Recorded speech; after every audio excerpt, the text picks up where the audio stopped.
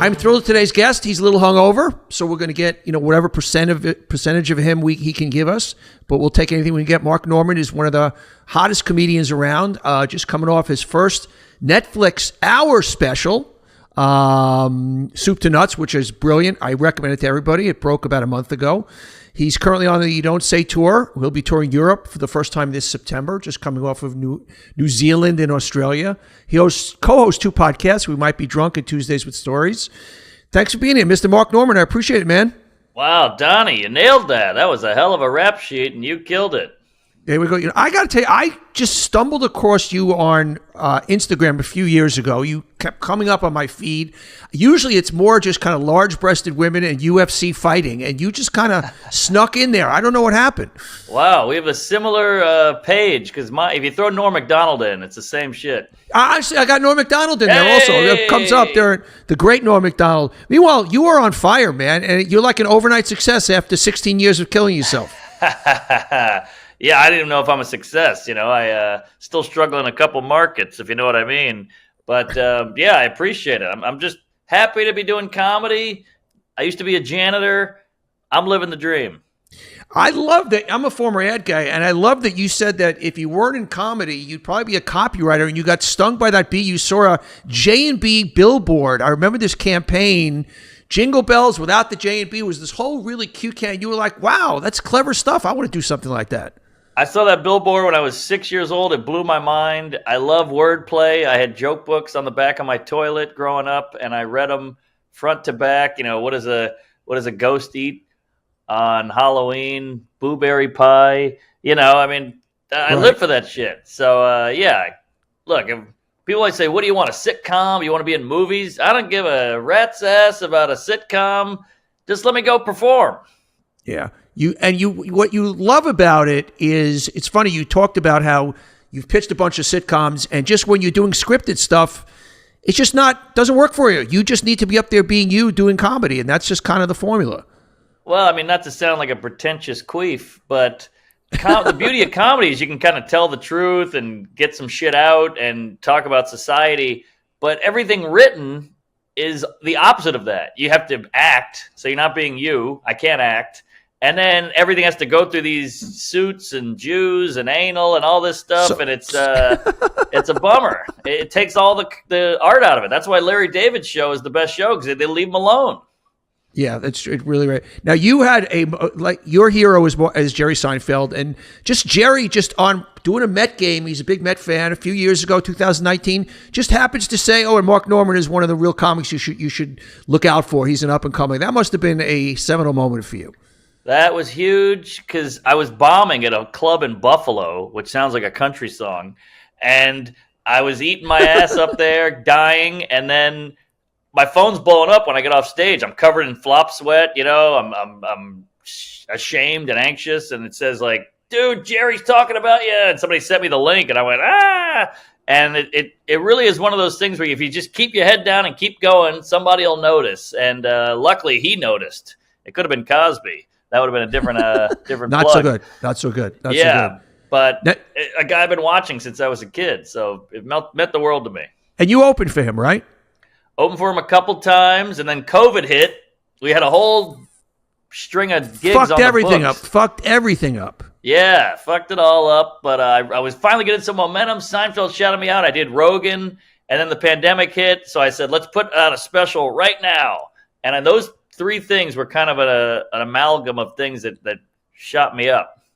It's interesting. I always say in every business, whether you're a business being a comedian or an ad guy or a television host, it's not just talent. It's the guys that figure out clever ways to do it. And you were like, it wasn't happening for you. And you're like, fuck it. I'm going to put on my own YouTube special, which got about 12 million views, and things happening after that. And it's not just being good at your craft. It's understanding the game of the craft also. Well, I appreciate that. But for me, it was just pure desperation and back against a cliff. And nobody would buy my special. So I had to put it on YouTube. But now it was a blessing in disguise. I'm so glad I did. It's like that old story of the kid who wants to go fight in the war, and he falls off a horse, breaks his leg. Everybody in the war, so he can't go, and then everybody in the war dies. That's how YouTube felt. And how's life changed since the Netflix special? I mean, that's obviously today's Johnny Carson hit. You know, I mean, that's the golden goose of being a stand-up. I mean, has anything changed for you in the last month or so? Well, for me, it's just about selling tickets and then getting the respect from other comedians. You just want to be known as a decent comic. There's a lot of comics who are blowing up right now, and I'm not going to say any names, but no one actually thinks they're that funny or talented or original. And you just want that respect. So I got a lot of love from some real comedy heroes of mine, and that was really nice. That meant a lot to me. Besides Seinfeld and Norm Macdonald, Richard Pryor, who were some of your other guys? George Carlin? Carlin was huge. Groucho Marx, Greg Giraldo, Dave Attell, Bill Burr, Dave Chappelle's old stuff I love. Chris Rock was huge for me. I loved old Ellen. I loved Paula Poundstone. Right. And there's a crop of comics now that are amazing. I was reading a lot of your interviews growing up, and I couldn't always tell, because I'm not the swiftest guy in the room, what you were making up and what was true. Now, is it true about the Transvestite Nanny? Oh yeah, Enos, big black guy in a wig and high heels. He did burlesque at night. And your parents must have been very, very progressive. Oh my God, to a fault. Like my bike would get stolen, they would go, "Well, they need it more than we do," and I'm like, "All right, well, I get it, but I have no bike, lady." So there was a lot of that growing up. And your house, you would be constantly getting robbed? I mean, you would walk in and go, "Oh, there's some dude in my kitchen just taking my father's computer." Yeah. I walked in on a couple robberies. Terrifying way to grow up. You're in a poor black neighborhood. You're the white family, so everyone thinks you're loaded, but we weren't. And so we had this big alarm system that would go woo, woo, woo, woo, and I would just be in bed at midnight, just going, "Oh my God, there's somebody in the house." It was. I think that's why I'm so skittish. Your skittishness works. It's interesting. I'm going to try and articulate your style as I see it. You're kind of like an everyman, and you're up there, and you're doing very contemporary stuff, but actually in an old Zinger style also. It's just kind of, you're bringing a lot of worlds together there, and I just think you're great, man. I really do. I appreciate it. Yeah, well, I'm scared of silence. So all these people who tell these long stories or pontificate, they sit on the stool. I'm not knocking it. I just can't do it. I don't have the security to do that. I'm freaking out. I feel like I have to get every joke. It's joke by joke. I could lose them at any moment. And I got heckled a lot when I started. I think I'm very non-threatening. So I try to keep hammering so they don't have time to heckle. Your first open mic night in Louisiana, you went a bunch of times. You didn't even have the balls to get up on stage. And finally, you're drunk. You get up there. Talk to me about that moment. You're up on stage, first time in front of people, completely naked, not literally, but metaphorically. Take me back there. Wow. First of all, you know more about me than my father, which is... I find in this interview thing, if you do your homework, you may be a little bit better at it. I mean, as opposed to, "Hey, so Mark, tell me about comedy." What's your process? How do you come up with material? Right. Were you always funny? All right. So I appreciate that. It's not going unnoticed. So it was, 2006, Lafayette, Louisiana. I was going to LSU in Baton Rouge. So I wanted to drive a couple hours away because I didn't want to see anyone I knew.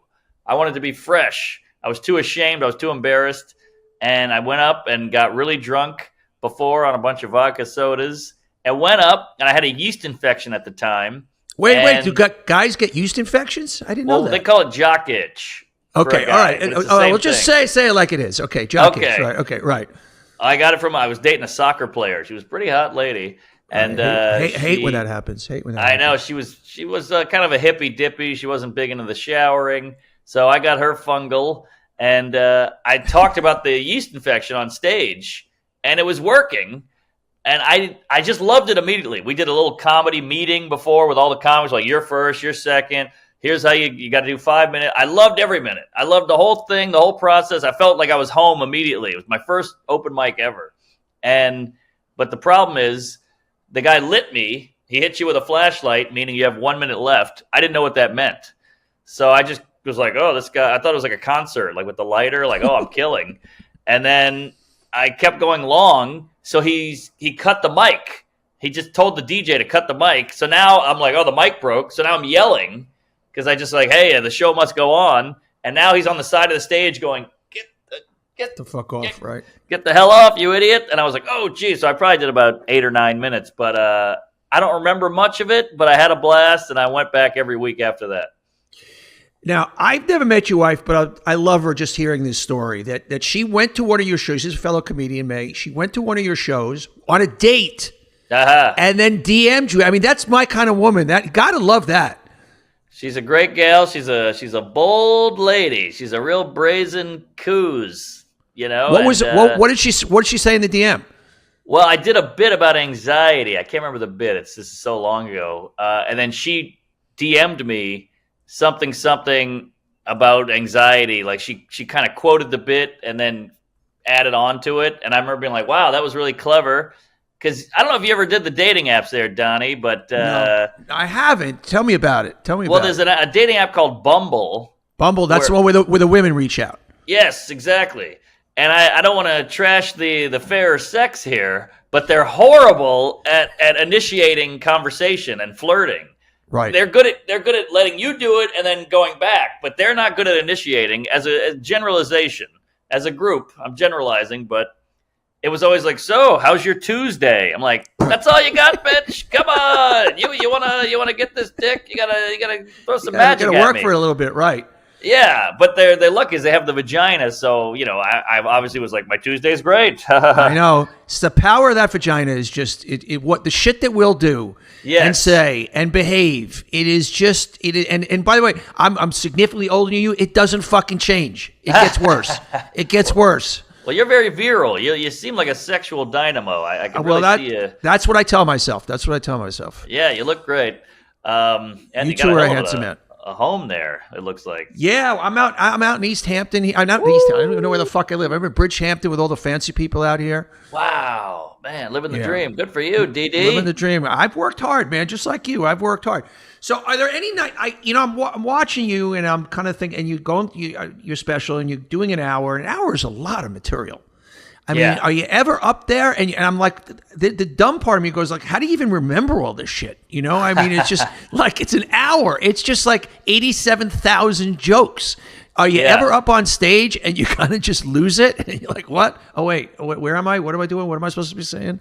A little. What gets you is the multiple shows in a night. So you do 2 shows, 3 shows a night, and you're like, have I said this? Did I do this part already? That's where you get wound up. But the memorizing is easy because A, you wrote it, and B, each joke should kind of daisy obviously goes into the other one, right, into the next one. So it should transition like an Elliot Page right into the next zinger. Here's your gay stuff, here's your women stuff, here's your black stuff, here's your Jew stuff, here's your Mexican, whatever it is, dog, family, car. So it should kind of chain together. And you just go up and do it at the Funny Bone in Cleveland, and you get fucking French fries thrown at you. So you've said it in every horrible environment, so it just burns into your brain. Give me the low moment. Give me the place. Give me the time of night. Give me the hecklers. Give me what they were saying where you're going like, I can't fucking do this. I'm going to punch somebody. Well, there's so many. There's too bad. How long is this pod? I mean, just the sleeping on floors, the in the shower going, why did I say that? God, I suck. Just the times you froze up there. I mean, there's so many. The hecklers. I got heckled once by this big, giant, fat guy.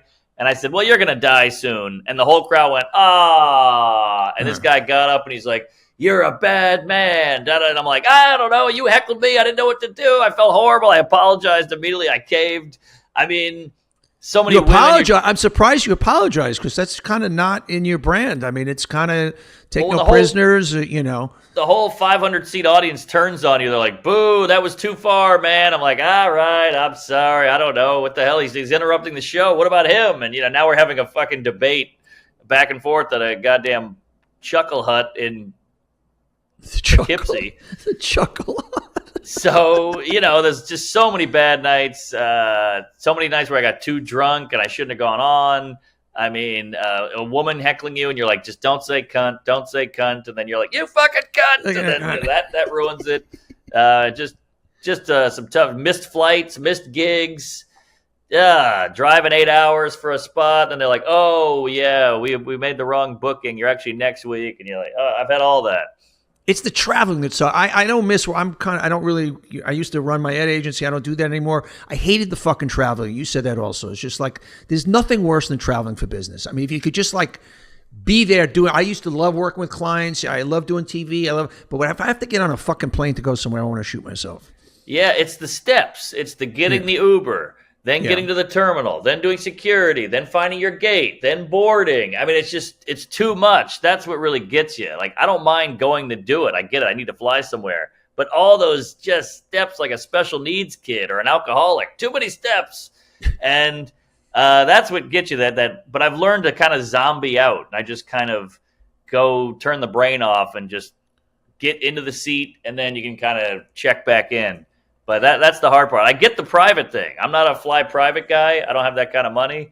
But I get it just because show up, you get on the plane, you fly. You've done Joe Rogan Show 11 times. Rogan and you have like a bromance going on. Talk to me about Joe. I've never met Joe. He's obviously a very talented guy. But I'm curious how you guys came together. Well, I think he just likes comics who are doing the work and who are hopefully funny. And I've only done it a few times by myself, but we do the Protect Our Parks, and we've done like 8 times or 9 times. We're doing another one next week.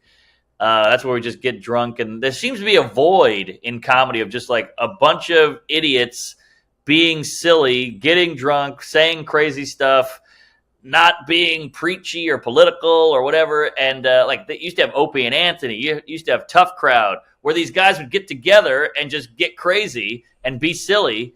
And he's kind of brought that back with Protect Our Parks. It feels kind of necessary. So what's a day in your life? Because obviously we see the bits, we see you on stage, but you're filling up your days. So what are you doing all day long? I mean, to get to the night, because it's like got to be an interesting day. I got a fun schedule. Every day is different, which I like. Variety is what the routine will kill you. The variety I need. That's why I like the road. Hey, I'm in St. Louis today. How about that? And then the next day, hey, I'm in Denver.